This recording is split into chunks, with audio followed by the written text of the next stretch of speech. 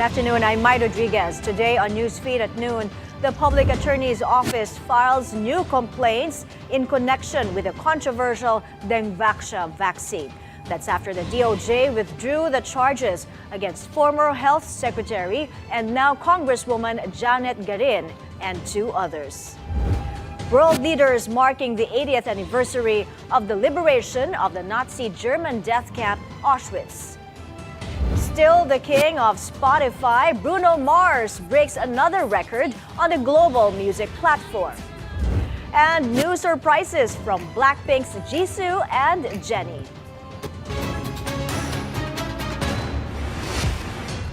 Thanks for joining us. We begin with the Public Attorney's Office filing new complaints in connection with the controversial Dengvaxia vaccine. This after the Justice Department withdrew 98 counts of reckless imprudence charges against former Health Secretary Janette Garin and two others. For more on this story, we have on the line Andrea Salve of Abante Radio. Andrea, go ahead. A number of Public Attorney's Office personnel arrived at the Department of Justice this morning to file fresh charges in connection with the controversial dengue vaccine, Dengvaxia. The PAO personnel brought with them over 10 boxes of documents for the Justice Department's perusal. This is a day after reports of DOJ's withdrawal of 98 counts of reckless imprudence resulting in homicide against former Health Secretary Janette Garin, former Health Undersecretary Gerardo Bayug, and former Assistant Secretary Joyce Ducusin. Abante Radio was able to talk to one of the personnel and they said the charges filed today are of the same nature against the same personalities but from a different batch of complainants. The DOJ earlier dismissed the cases against Garin and the two other doctors through a petition for review filed by the three. The agency cited an alleged lack of a reasonable certainty of conviction, but the Public Attorney's Office has blamed the anti-dengue vaccine for the deaths of several children. Parents and relatives of alleged Dengvaxia victims protested in front of the DOJ Monday morning, with some of them kneeling from the other side of the street to beg Justice Secretary Boying Rimulya to re-examine the cases. Mai? Thank you for that report, Andrea Salve of Abante Radio. A senator says the Education Department's implementation of comprehensive sexual education may need to be suspended for now. Let's find out why from Agatha Gregorio, who's monitoring the Senate hearing. She joins us now live for an update. Agatha?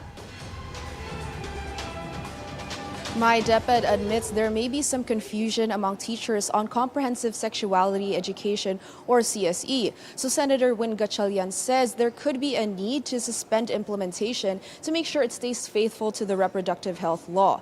That's after Gatchalian asked why the department order on CSE DO 31 says it will be for all learners, despite the RH law saying this is for adolescents or those aged 10 to 19 years old. DepEd clarified they only mapped out topics to be taught to children from 5 to 9 years old as foundation for CSE, which will start at 10 years old. The agency adds they are reviewing DO 31 to ensure it is worded correctly, but Gatchalian argues suspension may be needed as the confusion is trickling down to teachers now. According to DepEd, around 400,000 teachers, or 50% of the total number in the country, have been trained to teach CSE. Back to you, Mai. Agatha, the controversial UNESCO guidelines also cited in DO 31. Did the DepEd say if this is used for CSE?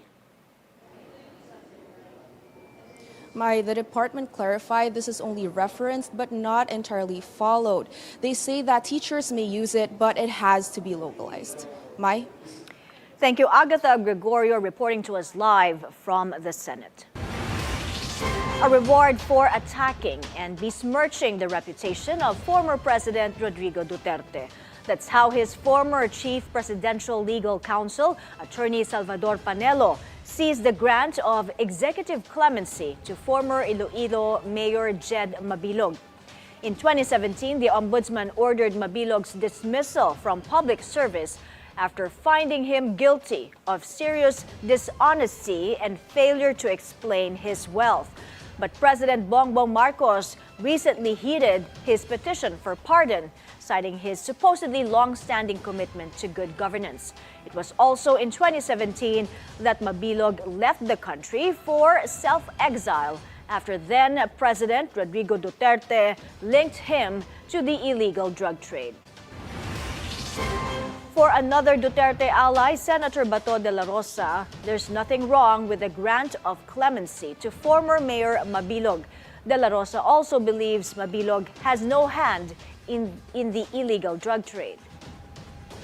Wala pa akong complaint dyan.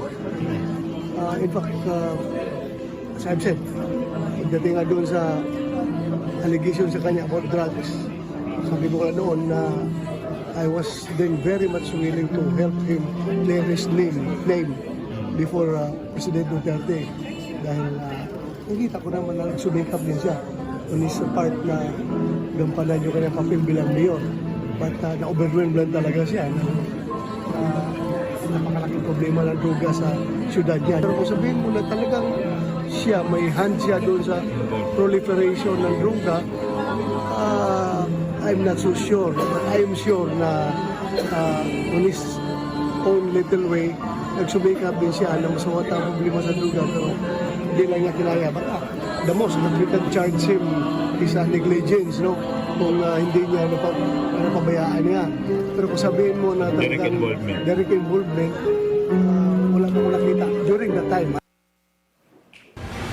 The National Bureau of Investigation denies allegations an alleged Chinese spy is being tortured while detained.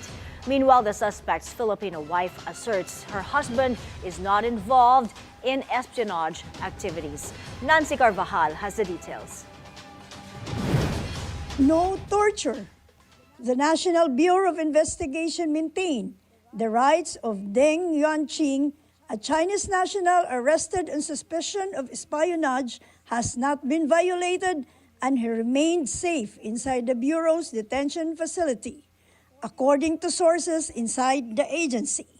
The source also said that the NBI leadership is still studying the request of the Chinese embassy to conduct a consular visit on Deng on the grounds that the accusations against him has national security implications. The NBI received a letter last week from the embassy seeking approval for a consular visit on Deng, whom they assert is not a spy for China. In a statement over the weekend, the Chinese embassy requested the Philippine authorities to avoid making baseless speculations against Deng. In a press conference in Quezon City earlier today, Noemi, the wife of the alleged Chinese spy Deng, declared that her husband is not a spy and has been living in the country for the past 10 years following their wedding in 2014. In the same event, the tearful wife shared that their child is also constantly asked about her father. Mahigit 10 years na po siya dito. May anak po kami, 8 years old. Natatakot pa ako sa kahihinat na ng anak ko sa school.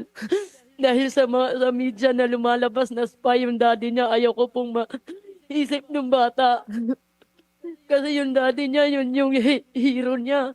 She also disclosed that she had talked to her husband, who told her not to worry because the Chinese embassy will help him with his case. Nung kinausap ko, sabi niya, don't worry, kasi alam kong mapapalaya ako kasi wala naman akong kasalanan. Huwag kang mag-aalala, ingatan mo yung sarili mo, yung anak natin, ingatan mo. Huwag kang mag-aano ng kung ano-anong iniisip mo. Kasi makakalaya ako, tutulungan tayo ng Chinese Embassy. The NBI presented Deng and two Filipinos to the media last week. The trio were apprehended in Makati on January 17 and were caught in possession of surveillance equipment with reconnaissance videos and photos of military and police camps, including camps that serve as EDCA sites. An information provided by Philippine authorities said, Deng is an expert in control and automation engineering and a graduate of the Army Engineering University of the People's Liberation Army. Nancy Carvajal, Bilyonaryo News Channel. As the world marks the 80th anniversary of the liberation of the Nazi German death camp Auschwitz, Holocaust survivors appear before the United Nations to recount their ordeal. One of them was just 8 years old then. He lost his mother, sister, and 2 of his brothers. Another survivor, born in 1942, implored the UN General Assembly to rule the world with love, not hate. More than 1.1 million people, mostly Jews, died in gas chambers or from starvation, cold, and disease in Auschwitz. More than 3 million of Poland's 3.2 million Jews were also murdered by the Nazis. And I am a Holocaust survivor. I was born into the Holocaust. I was just a baby. But I can still say in first name, I have been there. It didn't happen in the dark Middle Ages. It happened only 80 years ago. 1944, Budapest, 6 million people. I don't need to say one more word, no story, just 6 million people that were brutally tortured, beaten up, killed, just because they were Jewish, just because they were born Jewish. All of them and each of them had a life. World leaders also marking the 80th anniversary of the liberation of Auschwitz. In his visit to the Paris Holocaust Memorial, French President Emmanuel Macron vowed to fight anti-Semitism in all its forms. Canadian Prime Minister Justin Trudeau, meanwhile, met with Canadian Holocaust survivors who had also traveled to Poland for the commemorations there.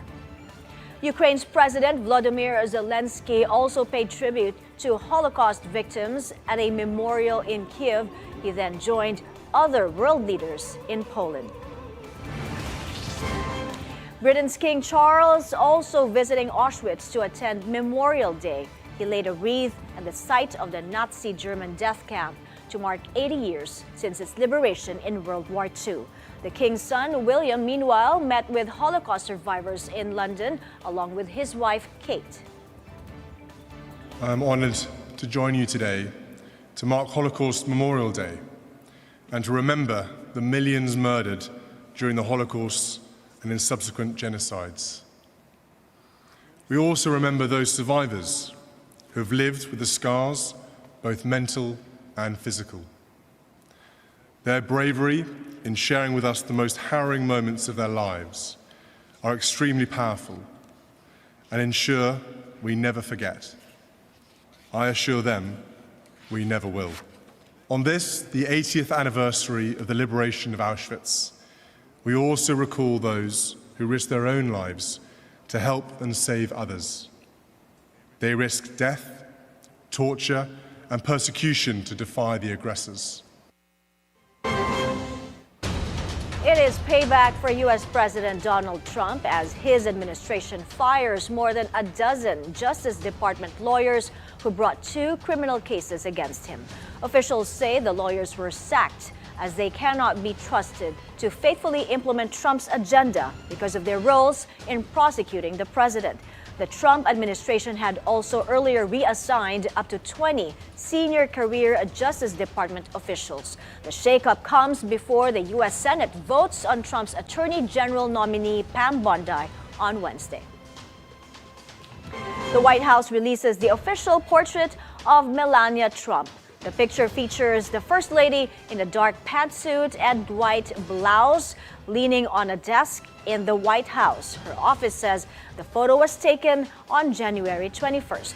The official portraits of President Trump and Vice President J.D. Vance were released earlier this month. We're taking a break. Still to come, U.S. President Donald Trump says the sudden rise of Chinese AI app DeepSeek should be a wake-up call for American tech companies. That and more when Newsfeed at Noon returns.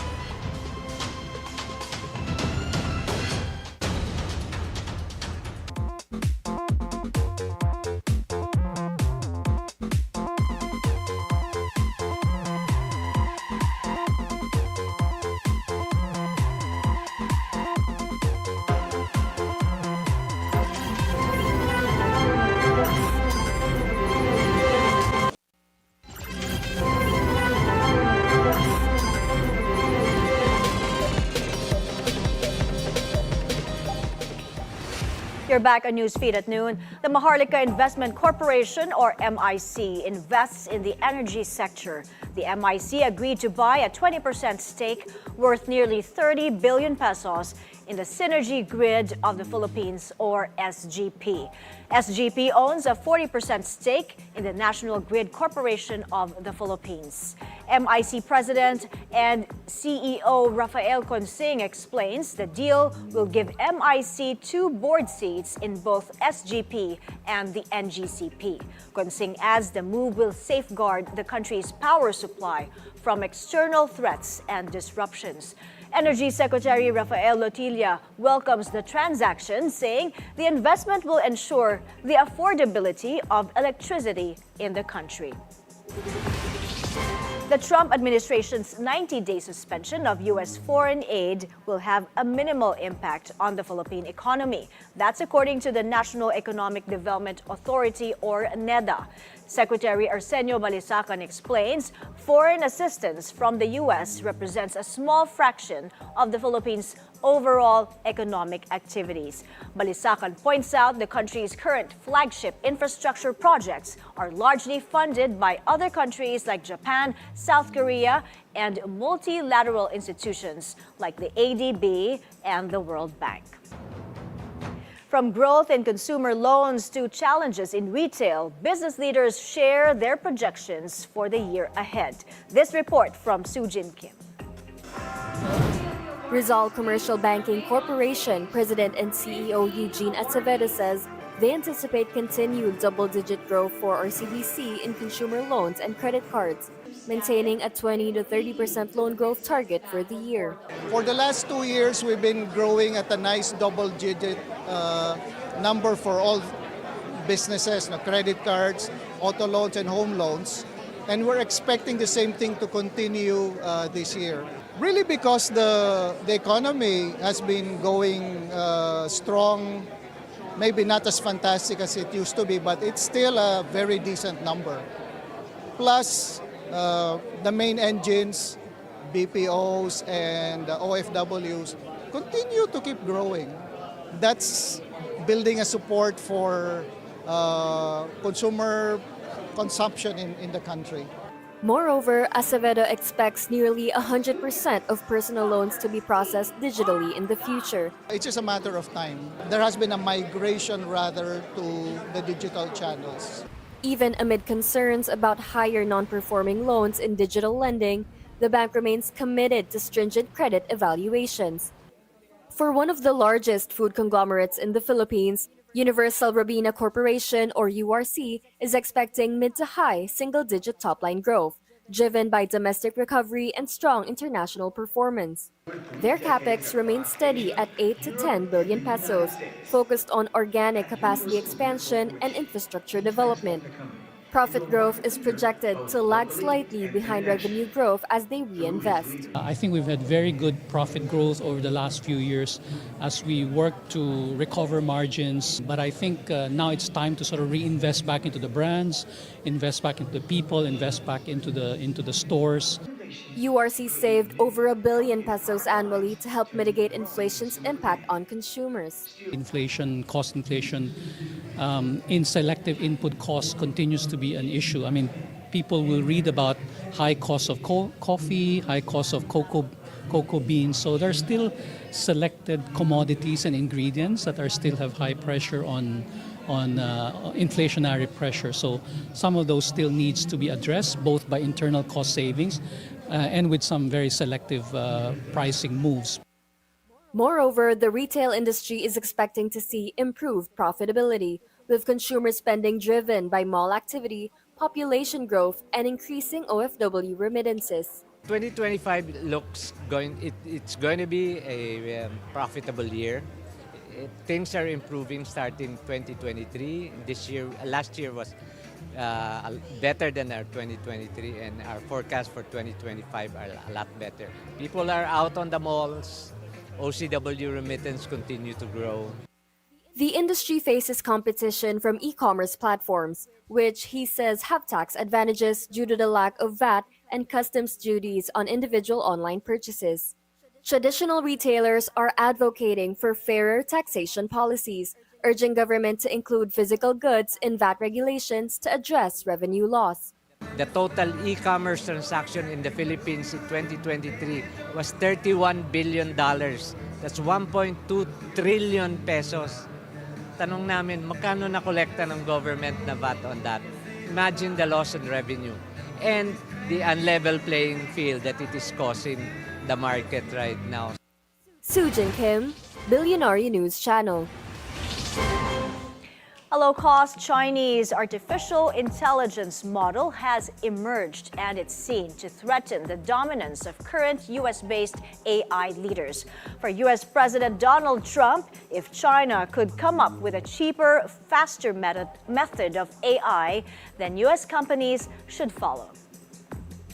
Today and over the last couple of days, I've been reading about China and some of the companies in China, one in particular, coming up with a faster method of AI and much less expensive method. And that's good because you don't have to spend this much money. I view that as a positive, as an asset. The release of DeepSeek AI from a Chinese company should be a wake-up call for our industries that we need to be laser focused on competing to win because we have the greatest scientists in the world. Even Chinese leadership told me that.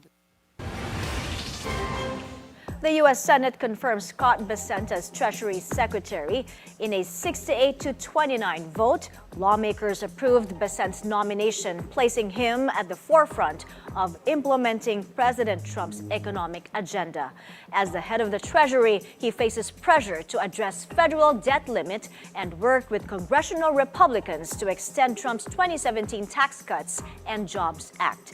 He also needs to face Trump's plans of tariffs on goods from Mexico, Canada, and China.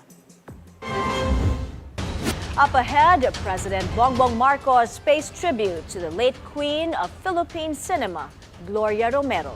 More news after the break. Stay with Newsfeed at noon.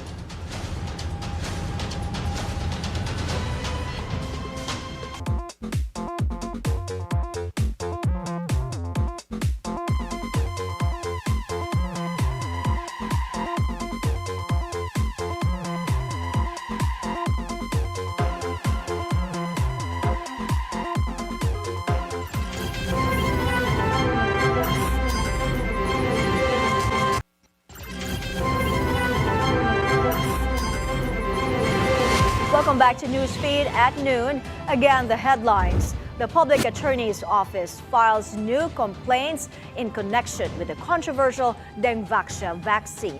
That's after the DOJ withdrew the charges against former Health Secretary and now Congresswoman Janette Garin and 2 others. World leaders mark the 80th anniversary of the liberation of the Nazi German death camp Auschwitz. Still the king of Spotify, Bruno Mars breaks another record on the global music platform. And new surprises from BLACKPINK's Jisoo and Jennie. Transport officials grilled during a Senate hearing over their policies, particularly their supposed failure to inspect public vehicles. Agatha Gregorio with the full story. Motor vehicle registration may get easier if a call made by Senator Raffy Tulfo is granted. The senator wants the Transportation Department to suspend private motor vehicle inspection for further study. Why not public motor vehicle inspection? Public. Wag private. Abala lang yung sa private eh. At saka like I said, for the nth time, ito mga private vehicles, inaalagaan to ng mga may-ari nila kasi alam nila sila at mga mahal nila sa buhay ang nakasakay dyan. Kaya mini-maintain nila ito. Itong sa public ang hindi maintain. Tulfo mentioned this after the DOTR spoke of a department order on inspections. Ito po ay pinapalangkas pa sa level ng DOTR wherein certain type of vehicles which eventually sa dulo po ng programa lahat po ay talagang dadaan na sa complete motor vehicle inspection bago po mag-register. Hindi lang po yung emission but yung total check-up. Tulfo immediately questioned this, saying the complete motor vehicle inspection only gives fixers a job. Precisely po, kaya po yung sa PMYC na pag-uusapan namin, because sila po, and ang commitment po natin dito yung sinasabi niyo po about fixers, na hindi na po mangyayari yung papasa ka doon nang hindi ka pumunta. That's precisely what Secretary Bautista has advised us.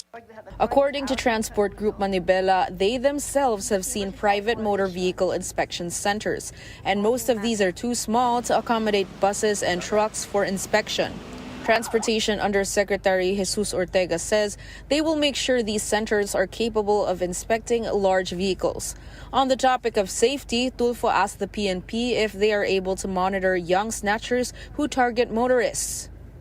Meron tayong directives dyan, intensifying our police visibility Okay. in this convergence and also other areas where holdups or crimes are prevalent. So we'll be again reiterating our directives. Tulfo says patrol cars should be strategically located in areas prone to hold-up incidents. The Philippine National Police agreed, saying they will implement this.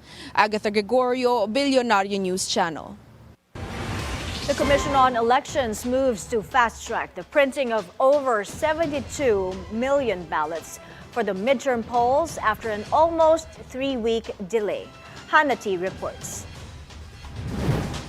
The Commission on Elections has partially terminated its joint venture agreement with Miro Systems of South Korea, leading to changes in the contract for the automated elections.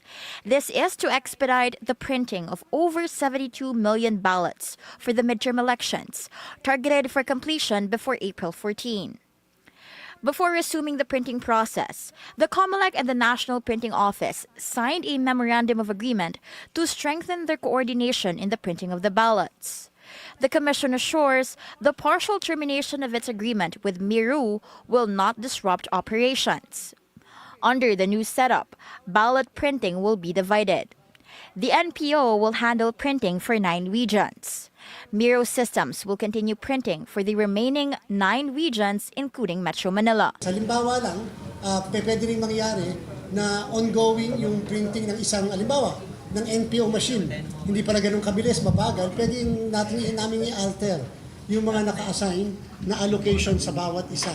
The COMELEC targets to print 1.5 million ballots per day to ensure completion on time. Inatasan po natin ang ating mga tauhan at pinakiusapan ng National Printing Office na kahit gabi ay mag-iimprenta tayo ng balota. Kaya po meron tayong day shift at saka meron tayong night shift.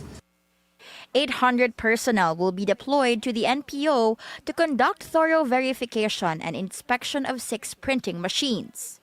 But the COMELEC acknowledged that the printing process is challenging because of strict specifications and high-quality standards.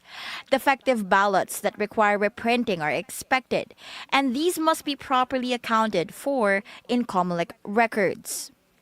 The ballot printing was delayed after the Supreme Court issued several temporary restraining orders due to petitions filed by disqualified aspirants who want to be included in the official ballots. Ginawa ng COMELEC itong bagay na ganito because of certain urgency. Despite the challenges, the COMELEC ensured that the NPO, Miru, and the Commission itself are committed to avoiding blame in order to complete the printing process.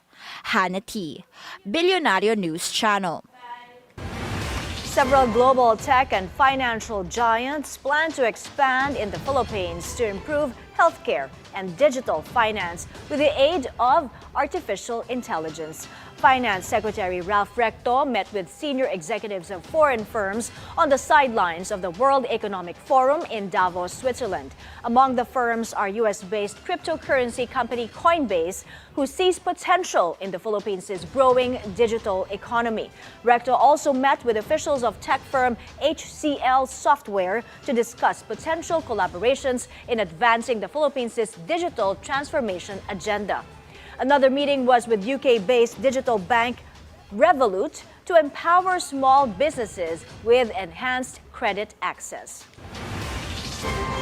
In other news, President Bongbong Marcos pays tribute to the late queen of Philippine cinema, Gloria Romero, who passed away last Saturday. Marcos describes her as a talented lady, a brilliant artist, and a fine human being. The president shares he first met Romero while on the set of the film Iginuhit ng Tadhana, which is about his late father, former President Ferdinand Marcos Sr. The chief executive himself starred in the film and even posted a clip of his scene. Take a look. Bongbong, paano saan ba yung diskurso mo? Meron ba kayong declamation contest sa eskwelahan po kasi, ha? Wala ako, Mami. Para saan yung diskurso mo? Paglaki ko, gusto ko rin maging kandidato.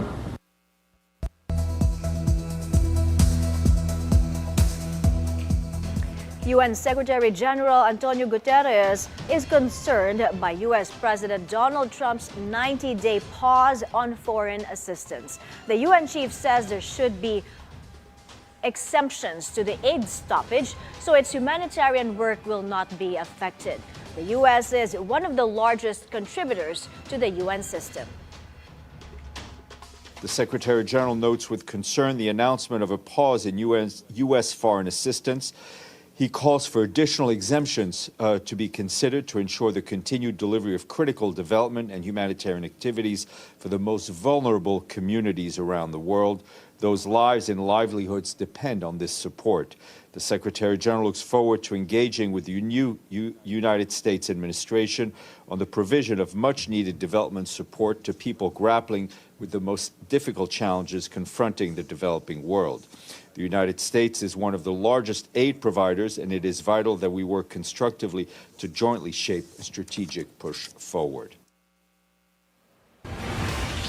As Trump's immigration crackdown goes into high gear, Mexico begins construction of temporary shelters in Ciudad Juarez to prepare for the possible influx of deportees. Officials say the facilities will have the capacity to house thousands of people and should be ready in a matter of days. Reception centers will also be constructed in several other cities across northern Mexico.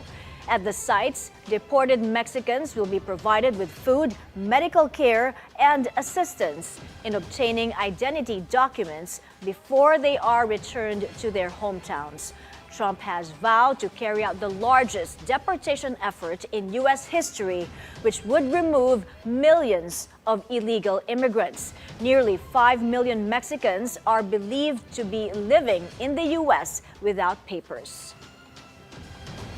Denmark plans to invest $2.1 billion to strengthen its military presence in the Arctic.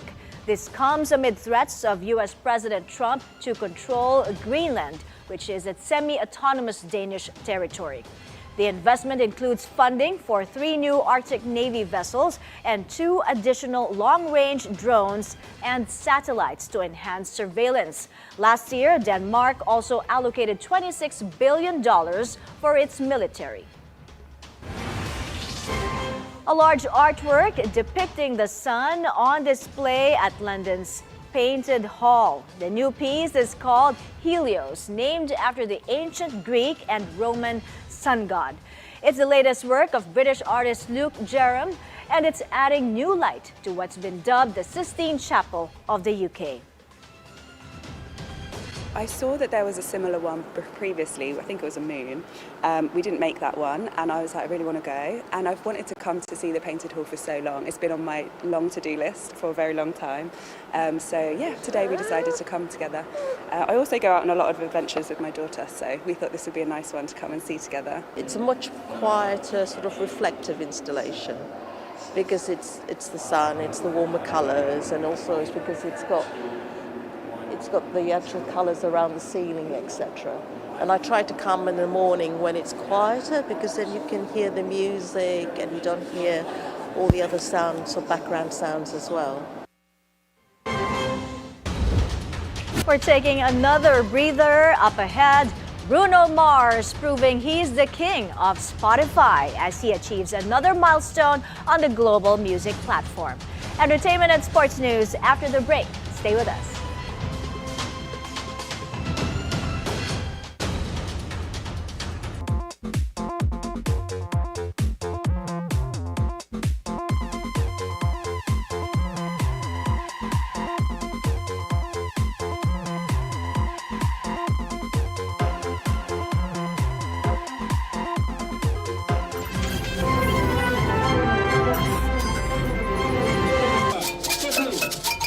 pebbles.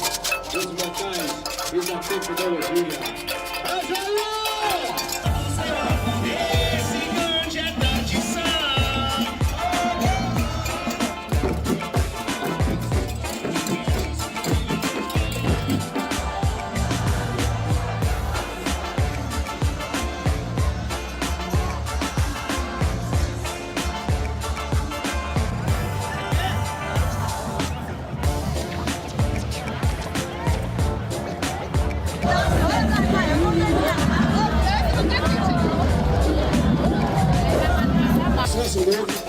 Uma de 400, mas outra de 400 até o dia 20 de fevereiro. E para você que já é cadastrado,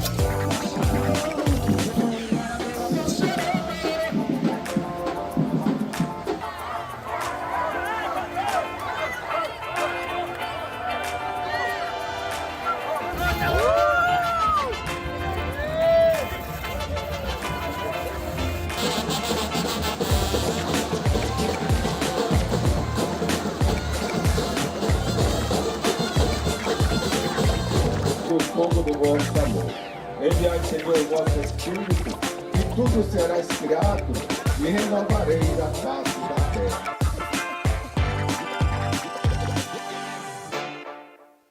Hello and welcome to Follow the Money. I'm Rain Musni. Join us as we explore the tools and insights you need to jumpstart your financial journey. The Trump administration showed interest in having a closer economic relationship with the Philippines. I think we should be prepared for changes that will take place, and a lot of them are really beyond our control.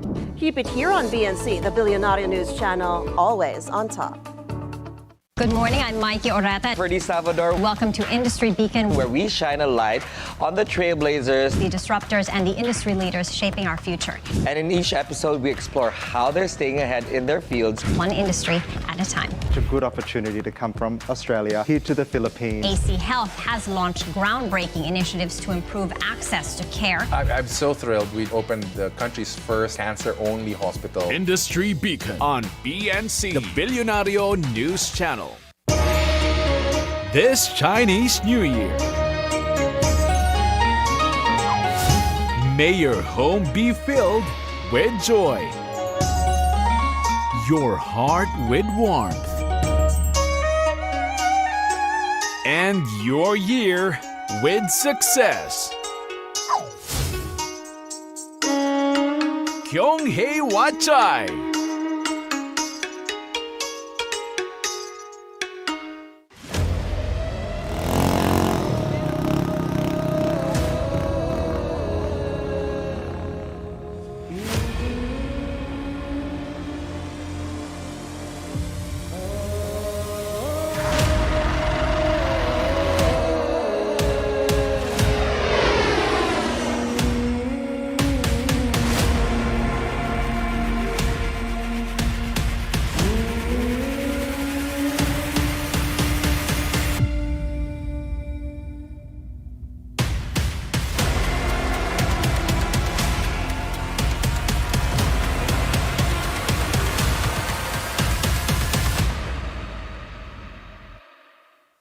First, updated, on top of everything, and focused on the things that matter most.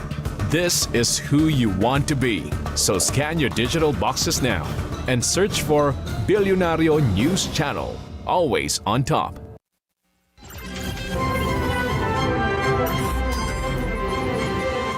You're back on Newsfeed at noon. In sports, gymnastics king Carlos Yulo adding another piece of hardware to his collection as he officially receives his Athlete of the Year award from the Philippine Sports Writers Association. Yulo is coming off a historic campaign in 2024 where he won a pair of Olympic gold medals at the Paris Games in France. In his acceptance speech Monday, Carlos also asked for prayers and support as he prepares for his next big challenge, the 2028 Olympics in Los Angeles, California. Gusto ko na po talaga magpasalamat sa Panginoon sa lahat ng blessings and challenges na binigay niya sa buhay ko. Lahat ng paghihirap ko, lahat ng pagod. sobrang worthy talaga na nakamit ko yung tagumpay kasama yung mga mahal ko sa buhay. Sama-sama po nyo kami ipagdasal ulit sa darating na 2028 para sa LA Olympics. Ako po si ExIloilo at ang panalong to ay panalo natin lahat. The Olympic champion also shared a moment with his brother, rising gymnast Withdrew. Withdrew, who captured 8 gold medals in a Hong Kong meet last December, also received a special citation. In the NBA, the saga between Jimmy Butler and the Miami Heat continues, with a disgruntled star getting suspended again. According to the official NBA website, the Heat is suspending Butler indefinitely. The 13-year veteran reportedly left the team's practice ahead of its upcoming game against the Orlando Magic. He is expected to miss at least 5 games. This is the 3rd time Butler has been suspended this month alone. He was most recently suspended last week for 2 games after he missed a flight to Milwaukee. Butler has been the subject of ongoing trade rumors ahead of the deadline on February 6th. In entertainment, Bruno Mars proving he's the #1 artist on Spotify. Bruno just made history as the first artist to reach 150 million monthly listeners on the global music platform. This comes shortly after he broke another record with Die With a Smile. His hit collaboration with Lady Gaga became the fastest song in Spotify history to hit 1 billion streams. His duet with BLACKPINK's Rosé, Apata, also recently made it to the platform's Billions Club. The wait is over, Little Monsters, as Lady Gaga finally announces her 7th studio album. It's called Mayhem and is set to drop on March 7th. The album features 14 tracks, including the previously released singles Disease and Die With a Smile. Gaga says facing her fear of returning to pop music is what pushed her to do the album. She describes the songwriting process as resembling a shattered mirror. Aside from the album, the pop star will also release a new single and music video on February 2. Also gearing up to premiere her debut solo album, BLACKPINK's Jisoo. The K-pop superstar reveals the album is called Unauthorized and will be released on Valentine's Day, February 14. Its cover will be unveiled on February 1st, while the album will be available for pre-order on February 3rd. Jisoo made her solo debut in 2023 with the singles Flower and All Eyes on Me. Her fellow BLACKPINK stars Jennie and Lisa are also set to drop an album this year. And speaking of Jennie, she's truly the gift that keeps on giving. The BLACKPINK star reveals she's dropping a new single on the 31st titled Love Hangover. The song features American singer Dominic Fike. The announcement comes just days after Jennie released a surprise music video for Zen. The track is part of her solo debut album, which drops in March. And those are the news this hour. I'm Mai Rodriguez. Keep it here on the Bilyonaryo News Channel. Good afternoon.